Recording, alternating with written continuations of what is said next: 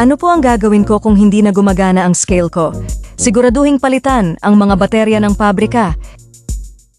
Gamitin lamang ang mga bateryang nakalista sa aprobadong listahan ng baterya tulad ng ipinapakita.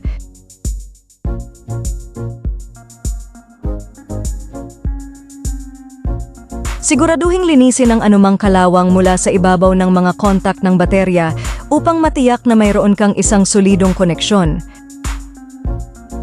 Siguraduhin lamang na tama ang pagpoposisyon ng mga baterya, kung hindi, ang scale ay hindi gagana.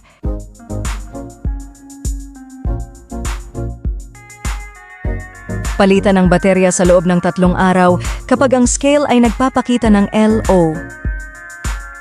Ilagay ang device sa isang tuyong lugar at iwasan ang paggamit at pag-iimbak ng scale sa mga lugar na may mataas na temperatura at huwag kailanman ipatong ang anumang sobrang mabibigat na bagay sa device.